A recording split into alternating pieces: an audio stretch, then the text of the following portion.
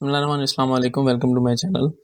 आज का जो हमारा टॉपिक है वो पीएसए और एसएसए के टाइपिंग टेस्ट के रिज़ल्ट और उसकी इंटरव्यू की तैयारी के हवाले से है। इसके अलावा पीपीएससी के अंदर लेक्चरशिप की जो जॉब्स आने वाली हैं तो उसके मतलब भी हम आपको कंप्लीट गाइडलाइन देंगे, तो वीडियो को एंड तक देखिएगा। सबसे पहले बात करते हैं पीएसए और एसएसए के टाइपिंग टेस्ट के हवाले से।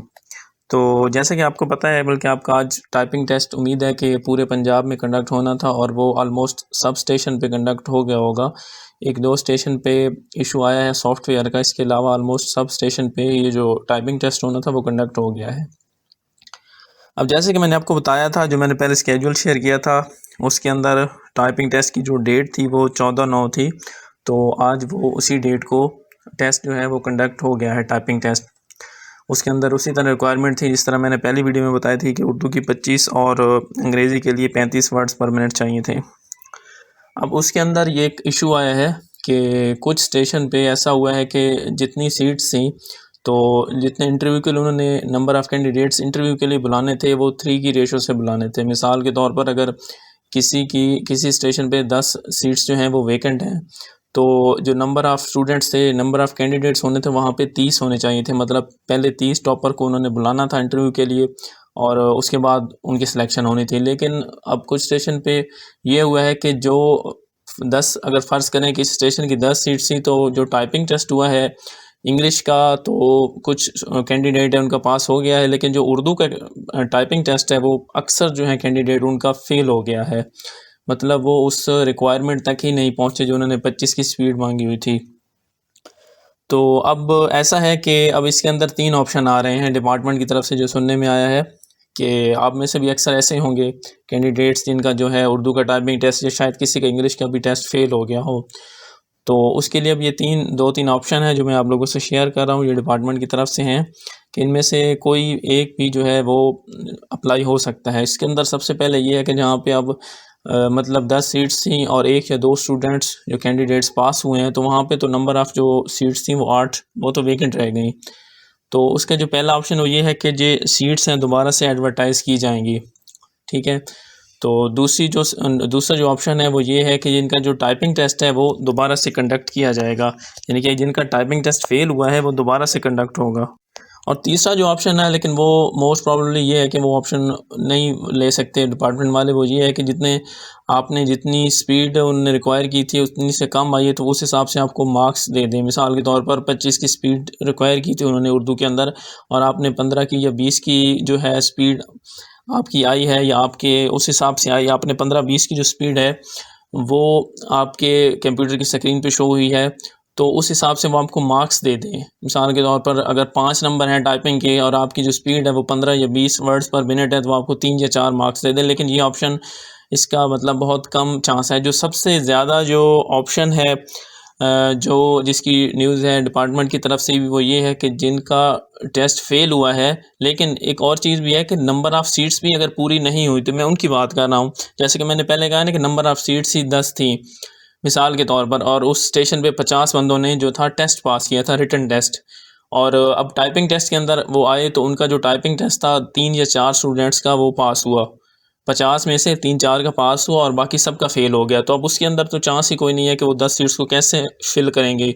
तो उनके अंदर ऐसा है कि अब वो उनका जो टाइपिंग टेस्ट है डिपार्टमेंट की तरफ से, अब ये कंफर्म न्यूज़ नहीं है, लेकिन डिपार्टमेंट की तरफ से न्यूज़ यही आ रही है कि उनका जो टाइपिंग टेस्ट है सबका, वो दोबारा से कंडक्ट होगा। लेकिन इन केस अगर जिनका टेस्ट उनकी सीट से, मतलब नंबर ऑफ़ सीट जहाँ पे 10 थी और 20, 30 या जितने स्टूडेंट्स थे वो पास हो गए हैं, तो उनके अंदर मतलब उनका कोई चांस नहीं है, या उनके बहुत रेयर चांस है कि उनका टेस्ट भी दोबारा से कंडक्ट होगा, टाइपिंग टेस्ट। आपको उम्मीद है मेरी बात समझ आ गई होगी। यानी कि अगर आपकी जो स्टेशन की सीट्स थी 10 और उसके अंदर टाइपिंग टेस्ट ही 2 या 3 या 4 स्टूडेंट्स का पास हुआ है, तो फिर सबका दोबारा टाइपिंग टेस्ट होगा। लेकिन अगर आपके जो स्टेशन की सीट्स 10 थी और 20, 30 या जितने भी थी, चाहे 11 स्टूडेंट्स का भी पास हुआ है, मतलब जो आप सीट्स एडवर्टाइजमेंट हुई थी उससे 1 या 2 या चाहे जितने जो थे कैंडिडेट उनका ज़्यादा पास हुआ है, तो उनके चांसेस बहुत कम है कि उनका टाइपिंग टेस्ट दोबारा होगा। उम्मीद है आप लोगों को मेरी बात समझ आ गई होगी, इसको दोबारा भी आप सुन लीजिएगा।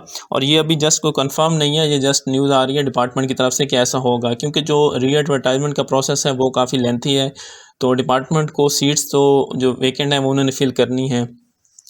तो उनके लिए दोबारा से री एडवर्टाइजमेंट करना या रिटन टेस्ट लेना तो वो ज़्यादा मुश्किल है, बजाय इसके कि वो टाइपिंग टेस्ट ले लें। तो अभी ये भी है कि कुछ स्टूडेंट्स को शायद मैसेज दिया आ गया है कि उनका जो टाइपिंग टेस्ट है वो 3-4 दिन में दोबारा कंडक्ट हो सकता है। तो इसलिए अगर आपका टाइपिंग टेस्ट फेल हो गया है तो आप उसकी तैयारी फिर भी जारी रखें, अपनी टाइपिंग की प्रैक्टिस करें।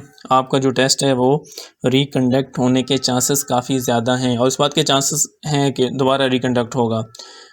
मे बी डिपार्टमेंट की तरफ से उनको कोई और सजेशन आ जाए तो ये वो अपना जो है विथड्रा भी कर सकते हैं डिसीजन। दूसरी जो बात है कि इंटरव्यू के हवाले से मैं जो है सजेशन जो भी चीज़ें वो आपको किसी वीडियो में शेयर कर देता हूँ, क्योंकि बार बार वीडियो बनाना भी पॉसिबल नहीं होता। तो कमेंट्स आप लोगों के आए हुए थे कि इंटरव्यू या टाइपिंग टेस्ट के हवाले से भी वीडियो बनाएं। तो टाइपिंग टेस्ट के हवाले से तो ये मैंने पहले ही बता दिया था कि आपके ये 2 से 3 ऑप्शन ही होते हैं, या तो वो आपको एक पेज पे करके देंगे, एक आपको पैराग्राफ देंगे, आपने वो टाइप करना है, या कंप्यूटर की स्क्रीन पे पैराग्राफ शो होगा, या वो अपने सॉफ्टवेयर पे ही करेंगे। और कुछ स्टेशन पे सॉफ्टवेयर का भी इशू आया है कि कुछ मतलब जो उन्होंने कंप्यूटर दिए हुए थे, ये जो सॉफ्टवेयर था वो सही तरह से प्रॉपर काम भी नहीं किया, तो इस वजह से भी ज़्यादा चांसेस हैं कि टेस्ट जो है वो रिकंडक्ट होगा, टाइपिंग टेस्ट। तो इंटरव्यू के हवाले से यह है कि मैंने अभी प्राइमरी सेकेंडरी हेल्थ केयर में एक वीडियोज़ 2-3 मैंने बनाई हैं, उनका भी इंटरव्यूज़ था, तो उसमें एक मैंने बेसिक चीज़ें बताई हैं इंटरव्यू के लिए जो ज़रूरी हैं। आप वीडियोज़ के ऑप्शन में जाके देखेंगे तो आप जो बेसिक चीज़ें हैं वहाँ की आप देखेंगे कि वहाँ पे जो अपना है इंट्रोडक्शन वगैरह आपका सिटी का, और बेसिक चीज़ें जो है आपको अपने सिटी के बारे में पता होना चाहिए। आपका अच्छा सा आपने अपना इंट्रोडक्शन इंग्लिश में तैयार करना है, उर्दू में भी आपको आना चाहिए। आपने तालीम कहाँ से हासिल की, अभी आप क्या कर रहे हैं। इसके अलावा आपको अपने सिटी के बारे में नॉलेज होना चाहिए, आपके डिस्ट्रिक्ट के बारे में नॉलेज होना चाहिए मुकम्मल। आपके डिस्ट्रिक्ट की या सिटी के जो नोटेबल पर्सनैलिटीज़ हैं, जो मशहूर शख्सियात हैं, चाहे मतलब आपकी सिटी से कोई शायर हो सकता है या कोई पॉलिटिशियन हो सकता है, या मतलब जो आपका सिटी या डिस्ट्रिक्ट है वो आपको बेहतर से पता होगा, तो आपने उसके बारे में अच्छे से आपके अक्सर ये पूछा जाता है कि अपने डिस्ट्रिक्ट की या सिटी की जो है वो कोई मशहूर चीज़ बताएँ, या आपकी जो है वहाँ पे मतलब किस चीज़ के लिए मशहूर है। तो ये बेसिक चीज़ें हैं, और बाकी आप उस वीडियो को देखेंगे तो आपके काफ़ी कंसेप्ट क्लियर हो जाएंगे। तो जब आपका टाइपिंग टेस्ट हो जाएगा इंशाल्लाह, जिनको इंटरव्यू की कॉल आएगी तो वो उस वीडियो को लाजमी देख के जाएं। और बाकी इसके अलावा ये है कि उसके अंदर एक और चीज़ भी है कि मेरी जो पहली वीडियो थी मैंने उसके अंदर ये भी बताया था आप लोगों को कि इनका काम क्या होता है, PSA और SSA का, तो आपने वो भी लाजमी देख के जाना है। मज़ीद आप इसके बारे में थोड़ी और सर्च भी करें, क्योंकि जॉब से रिलेटेड भी आपसे पूछा जाएगा इंटरव्यू के अंदर कि इस जॉब का क्या काम होता है, क्या नेचर होती है। तो मेरी वीडियोस के अंदर भी कुछ मैंने सजेशन दी हुई हैं जो मेरी PSA और SSA की वीडियो थी पहले। बाकी जो सबसे इम्पोर्टेंट क्वेश्चन है वो ये है कि आपसे ये सवाल पूछा जा सकता है, और दूसरी चीज़ ये है कि करंट अफेयर्स, जनरल नॉलेज, ये बेसिक चीज़ें भी आपको पता होनी चाहिए। गवर्नर, CM और इसके अलावा चीफ जस्टिस वगैरह, ये जो है ना मेन चीज़ें, ये आपको लाजमी पता होना चाहिए। इंटरव्यू के अंदर पूछ सकते हैं, मतलब एकदम से वो आपसे सवाल पूछ सकते हैं जी कि बलूचिस्तान के जो है चीफ मिनिस्टर का नाम बताएं। तो आपको ये चीज़, इन चीज़ों का भी पता होना चाहिए, करंट अफेयर्स, जनरल नॉलेज। और जो सबसे मैं आपको मोस्ट इंपॉर्टेंट क्वेश्चन बताने वाला था वो ये है कि आप इस जॉब में क्यों आना चाहते हैं। तो ये सवाल अक्सर पूछा जाता है इंटरव्यू के अंदर। तो कुछ इस टिपिकल आंसर इस चीज़ का दे देते हैं कि जी मैं मुल्क को, कौम की खिदमत करने के लिए आना चाहता हूँ। तो ये बहुत पुराना जवाब है, आप लोगों ने इसका कोई अच्छा सा वैलिड सा, आपकी अगर वाकई ख्वाहिश है तो आपने इसका अच्छा सा आंसर ख़ुद से भी तैयार करना है। क्योंकि जब आप इस तरह का आंसर देते हैं कि मैं मुल्क व कौम की खिदमत, तो उनका आगे से ये जवाब होता है कि आप मुल्क व कौम की खिदमत तो आप टीचर बन के भी कर सकते हैं। इसके अलावा और भी कई शोबे हैं, आर्मी में जा सकते हैं। मुल्क व कौम की खिदमत तो और भी कई तरीक़ों से की जा सकती है। तो ये भी आपने अच्छे से इसका प्रिपेयर करना है।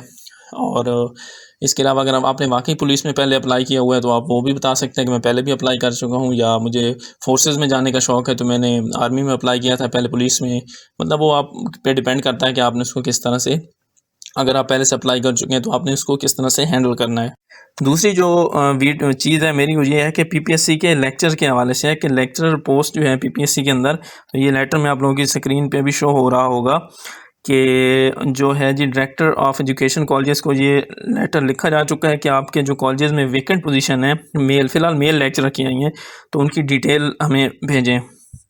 और ये टॉप प्रायोरिटी पे उन्होंने मांगा हुआ है कि जल्द से जल्द जितना हो सके ये हमें इसकी ना बताया जाए कि कितनी उसकी नंबर ऑफ़ सीट्स जो है वेकेंट हैं। तो अब ये है कि वो नंबर ऑफ़ सीट्स बताएंगे तो उसके अकॉर्डिंग देखेंगे कि हमने कितनी नंबर ऑफ़ सीट्स की जो रिक्वेजिशन है वो PPSC को भेजनी है। तो वो जो रिक्वेजिशन है वो पीपीएससी को भेजी जाएगी। पीपीएससी फिर अपना वो जायज़ा वगैरह लेगा और उसके बाद इसकी जो पोस्ट हैं वो एडवर्टाइज़ हो जाएंगी। तो जिस तरह से ये लेटर पे टॉप प्रायोरिटी और इस तरह की चीज़ें लिखी हुई हैं, अगर ये काम जल्द से जल्द वाकई उसी सिनेरियो में होता है टॉप प्रायोरिटी में, तो इंशाल्लाह 2 से 3 महीनों के अंदर ये जो है इनका जो ऐड है वो पीपीएससी के अंदर लेक्चरर का आ सकता है। अब इसके अंदर कौन कौन सी सीट्स होंगी ये उन पर डिपेंड करता है, क्योंकि नंबर ऑफ़ सीट्स तो काफ़ी ज़्यादा वेकेंट है कॉलेजेस के अंदर। तो ये लाजमी नहीं होता कि जितनी भी वेकेंट हो वो सबको सारी की सारी एडवर्टाइज़ कर दें, वो उसके अंदर कुछ मार्जिन भी रखते हैं। तो फीमेल का भी अनकरीब है कि ये इस तरह का आ जाएगा, क्योंकि ये अभी मेल लेक्चर के बारे में है। अब इसके अंदर एक और चीज़ पूछी जाती है कि जी अभी तो आपको पता है कि केयर टेकर गवर्नमेंट का सेटअप चल रहा है, फेडरल के अंदर भी, पंजाब के अंदर भी। तो इसमें ये पीपीएससी की जॉब ये कैसे आ सकती है? तो मैं आपको बता दूं कि पीपीएससी, एफपीएससी और इन जॉब्स का जो लिंक होता है, जिनका ताल्लुक होता है, इनके साथ नहीं होता है निगरान सेटअप के साथ। मतलब ये खुद मुख्तार से इदारे हैं और ये अपने एंड से जब आप इनको रिक्वेजिशन भेजता है कोई डिपार्टमेंट, तो ये टेस्ट और इंटरव्यू जो भी होता है, हायरिंग, ये अपनी खुद ही कंडक्ट कर लेते हैं और इनका इससे कोई लेना देना नहीं होता कि जो केयर टेकर गवर्नमेंट सेटअप चल रहा है, जो भी चल रहा है। और दूसरी बात है कि ये आपको पता ही है कि जो पुलिस की जॉब्स आई थी पीएसए और एसएसए की, जिसकी मैंने पहले वीडियो बनाई है, तो इसके ऐड में भी मेंशन था कि हमने ये जो जॉब्स एडवर्टाइज़ की हैं ये ईसीपी यानी कि इलेक्शन कमीशन ऑफ पाकिस्तान की इजाज़त से की हैं। मतलब उन्होंने हमें अलाउ किया है। वैसे क्योंकि इलेक्शन कमीशन बैन कर देता है ट्रांसफ़र पे भी, पोस्टिंग पे भी और नई जॉब्स पे भी, लेकिन उन्होंने ये परमिशन लेके किया। और पीपीएससी और एफपीएससी का तो वैसे ही उनसे कोई लेना देना नहीं होता। मतलब पीपीएससी, एफपीएससी और जो इदारे हैं जैसे कि एएसएफ की आई थी, तो ये जो इनकी हायरिंग है ये चलती रहती है। हाँ, एजुकेटर्स की जॉब के हवाले से है कि वो मुश्किल है कि वो इस तरह से आएँ कि केयर टेकर गवर्नमेंट के अंदर, वो जब नई गवर्नमेंट आएगी, नया सेटअप होगा, तो वो एक एजुकेटर की जॉब का जो है वो प्रोसीजर शुरू करेगा। लेकिन जो लेक्चर की जॉब्स हैं पीपीएससी के थ्रू आनी है, तो ये आ सकती हैं और आप लोग का जो भी सब्जेक्ट है आप इनकी तैयारी करें। तो इंशाल्लाह इस लेटर के अकॉर्डिंग अगर ये प्रोसेस इसी तरह से चलता रहा, जिन्होंने मतलब कि रिक्वायरमेंट मांगी है, फिर आगे से वो उनको रिप्लाई करेंगे और ये रिक्वेजिशन पीपीएससी को भेज देंगे, तो इंशाल्लाह ये जल्द से जल्द पोस्ट आएंगी। उसके अलावा अगर आपको क्वेश्चन हो तो आप कमेंट करके पूछ सकते हैं। वीडियो अच्छी लगी हो तो वीडियो को लाइक कीजिएगा, सब्सक्राइब कीजिएगा। थैंक यू, अल्लाह हाफिज़।